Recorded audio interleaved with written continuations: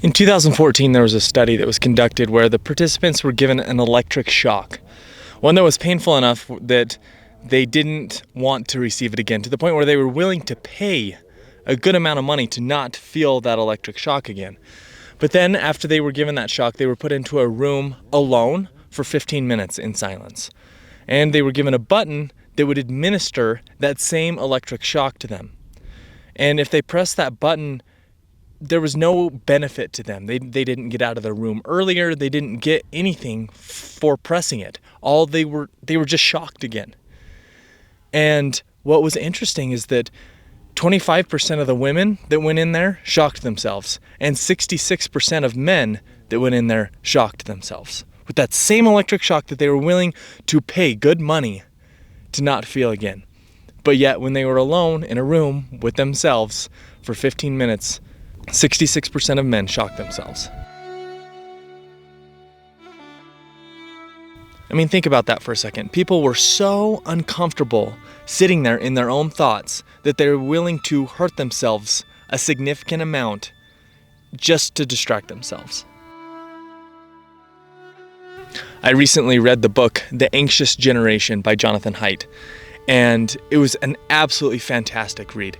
It's about how social media and smartphones have ruined children. And the author, Jonathan Haidt, he highlights the effects that these things have had on Gen Z in particular. As a millennial, I could see a lot of the same things in my own life, though. And so I would highly recommend this book if you're a Gen Zer or a millennial, or if you have kids, or if you plan to have kids. I feel like a lot of people should read this book because, I mean, it's the world we live in. But there was a specific part of this book that I wanted to focus on, and it ties back into that study where people did not want to be alone with their own thoughts.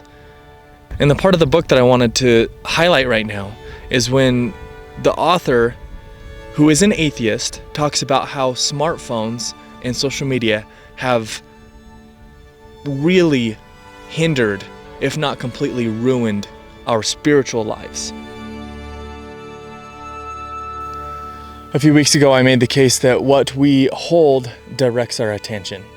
So think about walking through the forest. If you're holding an axe, then you're going to see the forest a different way. If you're holding a camera, you're going to pay attention to different things. If you're holding a magnifying glass, your perspective will completely shift. Or if you're holding a hammock, it doesn't matter. Whatever you're holding will dictate how you experience the forest, what you pay attention to in the forest. And that the same is true for life on a metaphorical and figurative sense, like what we are holding in terms of thoughts, beliefs, experience, our past history, all of that. But it also is going to be not only figurative and metaphorical, but also literal. Like, what do we hold all the time? Whether that's in our hand or whether it's in our pocket, we are almost always holding our cell phone. And so I feel like that's what Jonathan Haidt is getting at when he's talking about how our spiritual lives are directly influenced by our phones. Because our phones are designed to hijack our brains into becoming addicted to the constant flow of information and the social comparison and the never-ending notifications that come in to distract us. And because our attention has been pulled away from the present moment, our smartphones have all but eliminated introspection and mindfulness. And those are crucial parts to our spiritual lives. Without introspection and mindfulness, we're really not going deep in our spiritual and emotional lives. And the term constant partial attention has been created to describe the situation we're in, where we're never fully attentive to the present moment. We are always constantly thinking about the phone in our pocket.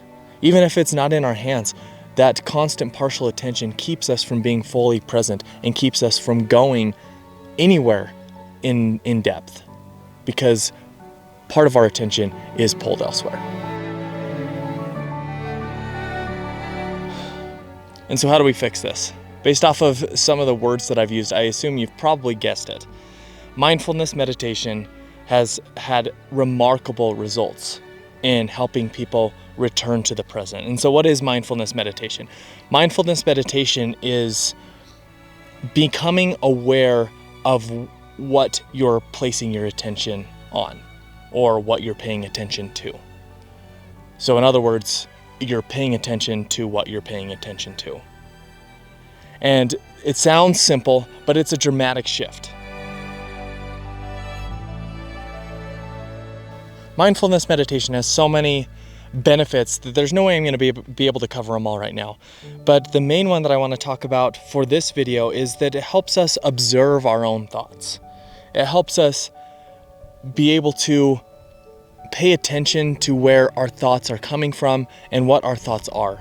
And once we're able to observe our attention, observe where our attention is being pulled, then what we can actually do is align that with our priorities. And that's not a flip of a switch. That's going to take lots of practice. It's going to take lots of meditation to see how our minds are pulled to pay attention to various different things. And what I think we will realize is that our phones have hijacked our minds so much to the point where, like that 2014 study showed, that being alone with our own thoughts is so painful that we would rather electrocute ourselves. And so, since we don't have a button to electrocute ourselves, we pull out our phone. Instead of being present, instead of observing our own thoughts and paying attention to what we're paying attention to, we will pull out our phone as a distraction. Because if we're able to use mindfulness meditation effectively, then we will be able to wake ourselves up from the trance that our phones have put us into, that life has put us into, and we'll be able to live life much more aware, much more mindfully, and with more purpose and meaning behind what we're doing and what we're paying attention to. Because that is going to dramatically influence the direction our lives go. And the last thing I want to do is arrive at some point, whether that's the end of my life or just at a point where I'm reflecting back and realize that I paid too much attention to my phone, that I completely neglected the important things in life because I was paying attention to the wrong things. So I want to prioritize what I pay attention to, because I think what we pay attention to is what we worship.